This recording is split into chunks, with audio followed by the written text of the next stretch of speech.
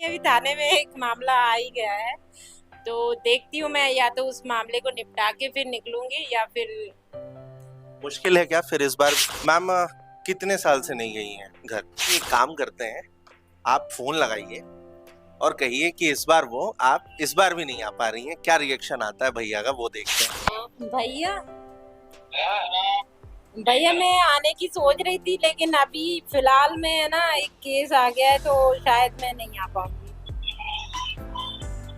क्या हो गया? अभी अर्जेंट एक केस आ गया है, तो मैं शायद नहीं आ पाऊंगी।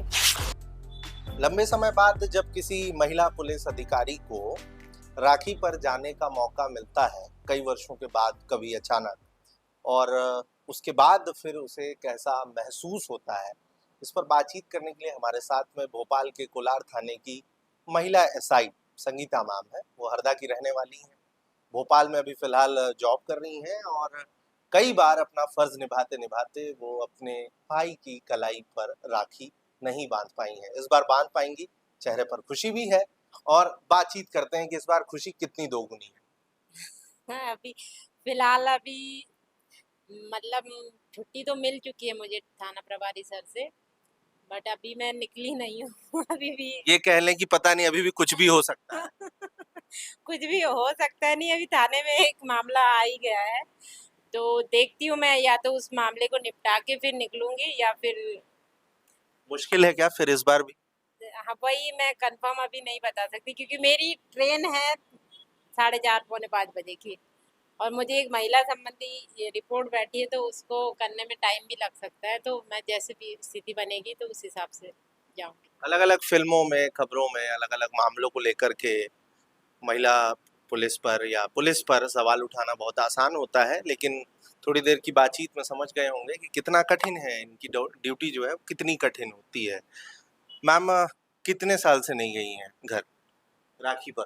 राखी पे मैं पहली बार जब 2018 में मैं फील्ड में आई, तो पहली बार जो रक्षाबंधन था उसमें मेरे जो आरआई सर थे उनसे पूछा था, उन्होंने मुझे मना कर दिया था राखी में जाने से। लेकिन मैंने फिर भी कुछ कलीग्स रहते हैं, उनने मुझे सलाह दिया कि आप अपने वरिष्ठ अधिकारी और भी एसपी सर से पूछ लो, तो मैंने एसपी सर से ट्राई किया, तो एसपी सर ने मुझे छोड़ दिया था। तो फील्ड में आने के बाद, इस जॉब में आने के बाद पहली राखी में मैं गई थी, उसके बाद से फिर ये फिर आप कभी भी नहीं जा हाँ, सके? रक्षाबंधन में नहीं गए, हालांकि जैसे रक्षाबंधन के 2-3 दिन बाद जन्माष्टमी का त्योहार होता है, उसमें जाती हूँ। मतलब राखी पर तो नहीं पहुंच राखी पाए? पे नहीं गई, लेकिन हालांकि क्योंकि मेरे भी 5 भाई लोग हैं, सब बाहर रहते हैं, तो एक रक्षाबंधन त्योहार में ही आते हैं। मेरे एक भाई और पुलिस में भी है, वो अपने पुलिस विभाग में जब से आए होंगे, वो किसी भी राखी में नहीं आए, कभी नहीं आए। मैं उनको राखी पोस्ट करती हूँ। अच्छा। 4 भाइयों आते हैं घर पे, उनको राखी बांधती हूँ, जैसे राखी के दिन तो नहीं, लेकिन राखी के बाद उनको राखी बांधती हूँ, लेकिन भैया को पोस्ट करती हूँ जो पुलिस में है। अच्छा, वो कभी नहीं आते घर, सिर्फ ड्यूटी के कारण। आप घर जा रही हैं, हरदा जा रही हैं, हम्म, तो घर पे बता दिया अभी तो नहीं बताई। कि आप नहीं जा रही, आ रही हैं? हाँ, अभी मतलब सबको नहीं बताया, लेकिन भैया को बताई, बड़े भैया को।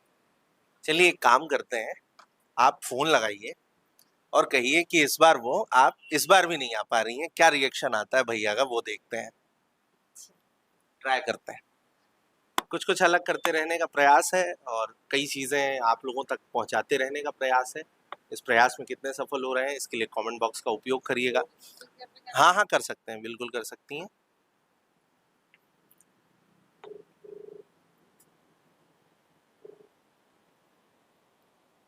हेलो। हाँ, भैया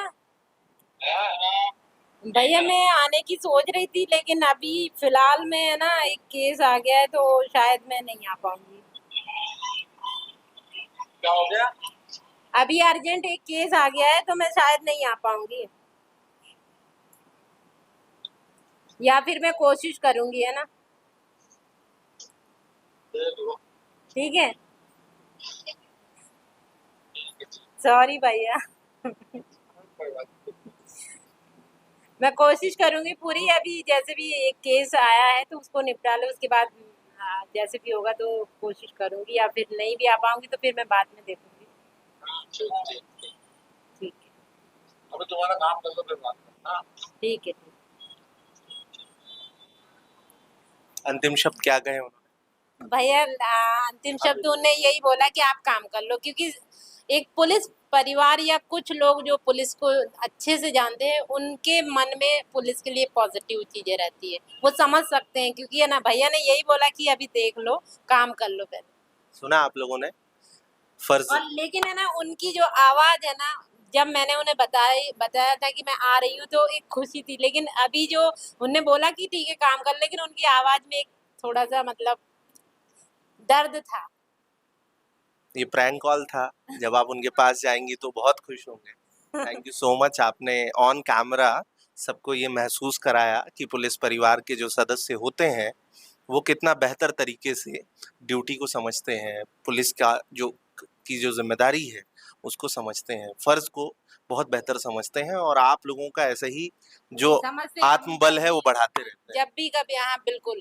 क्योंकि एक बार बीच में, मतलब सारे भाई तो नहीं, लेकिन मुझसे बड़े वाले भैया आए थे एक बार रक्षाबंधन में। रक्षाबंधन मनाए, उसके बाद हम लोगों ने प्लानिंग करे कि थोड़ा घूमने जाते हैं। तो उस समय भी ऐसा हुआ था, मैं रायसेन जिले में पदस्थ थी। तो उस समय ऐसा हुआ कि मैंने भैया भाभी से बोला कि आप लोग तैयार रहो, मैं बस गणना में शामिल होके फिर मैं आती हूँ। तो मैं तैयार होके गई। उसके बाद पता चला कि है ना, जैसे ही मैं थाने गई, थाने में गणना अटेंड किया, क्योंकि हम लोग का सुबह शाम रोज गणना होती है। तो मैंने भैया भाभी से बोला कि आप लोग तैयार रहना, मैं जस्ट आती हूँ, फिर अपन चलते हैं। तो मैं जैसे ही आई, तो जैसे ही रूम पे आई, मैंने सिविल कपड़े पहनी, उतने में एसडीओपी मैडम का फोन आता है कि संगीता, एक नाबालिग बच्ची आई है और ये केस देखना है। तो उस समय मैं मतलब एकदम से टूट शॉक गई थी, शॉक्ड। और एक कि भैया भाभी को मैंने इतने अच्छे से तैयार किया और ये मुसीबत भी अभी आना था, तो थोड़ा सा बुरा लगा। तो एकदम से जो मेरा गुस्सा है ना, वो भैया भाभी पे उतर गया। तुरंत में एक गुस्सा आ जाता है। तो मैंने यही बोला भैया भाभी से कि प्लीज आप लोग चले जाओ, आप लोग घूमने, मैं नहीं जा पाऊंगी, क्योंकि मेरी तो यही लाइफ है। मैंने तो वहां मैंने कहीं ना कहीं भैया को गुस्सा किया। तो लेकिन मेरे भैया ने रिटर्न मुझे गुस्सा नहीं किया। उनने मुझे यही बोला कि ठीक है ना, तेरा तो ड्यूटी है ये, इस पे बुरा मानने वाली कोई बात नहीं, और अपना दिल मत छोटा कर, तू, हम लोग घूम लेंगे, तू ड्यूटी कर। उनने बाद में मुझे इतना बुरा लगा, मैं रोई भी कि है ना, मैंने अपना गुस्सा भैया पे उतार दिया। अगर मेरे भैया ने नहीं समझा होता और उनने रिटर्न मुझे बोल दिया होता कि तू हम पे क्यों गुस्सा कर रही, हम तो तेरे से मिलने आए और तू हम पे ही गुस्सा कर रही, तो सोचो उस मैं और भी टूट जाती। लेकिन मुझे एक खुशी हुई कि मेरे भैया ने मुझे समझा, मेरे भैया भाभी ने मुझे समझा और मुझसे यही बोला कि तू काम कर ले पहले, फिर अपन घूम लेंगे। फिर उन लोग रायसेन का किला घूमने निकले। फिर मैंने वो पूरा कार्रवाई इतनी जल्दी जल्दी में करे, और फिर मैं भी है ना भाग भाग के फिर घूमे हम लोग। तो एक बहुत अच्छा भी लगता है, बुरा भी लगता है कभी कभी। लेकिन जब ये चीजें फील करते हैं कि ठीक है, हम, हमारी ड्यूटी यही है और अपना फर्ज भी जरूरी है, तो फिर अच्छा भी लगता है। ऐसा नहीं है, बुरा लगता है घर नहीं जाने की, बुरा लगता है। लेकिन जब ये सोचते हैं कि ठीक है हमारा काम ही है, तो फिर। बातचीत के लिए आपका बहुत शुक्रिया। Thank you. ऐसा ही संगीता मैम ने कितनी गहरी गहरी बातें कह दी।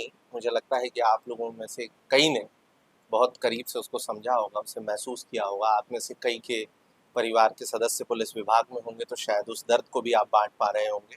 स्टोरी को लेकर के क्या सोच रहे हैं कमेंट बॉक्स पर बताइएगा। और ऐसे ही कई अलग अलग तरीके से जिम्मेदारियों से जुड़ी खबरें, फर्ज से जुड़ी हुई खबरें, कई अलग अलग कहानी किस्से लेकर आते रहने का प्रयास है। प्रयास में कितना सफल हो रहे हैं, इसके लिए आप लोगों को सीधे तौर पर वीडियो को शेयर करना होगा। मैम कुछ और कहना चाहेंगी? बस यही है कि हम लोगों का त्योहार या इस तरह की, बस ये जाने के लिए हमें कोई छुट्टी या इस तरह की चीजें तो नहीं रहती। लेकिन कभी कभी हमारे जो प्रभारी अधिकारी रहते हैं, उनकी बदौलत हम पहुंच भी जाते हैं, ऐसा नहीं है मतलब। तो सीनियर्स को भी श्रेय दिया कि जब भी कई बार अगर मौका मिल जाता है तो वजह जो होता है वो सीनियर्स की वजह से ऐसा हो पाता है। फिलहाल भोपाल में हूँ। आप सबका विवान और कैमरे के उस पार अंकित।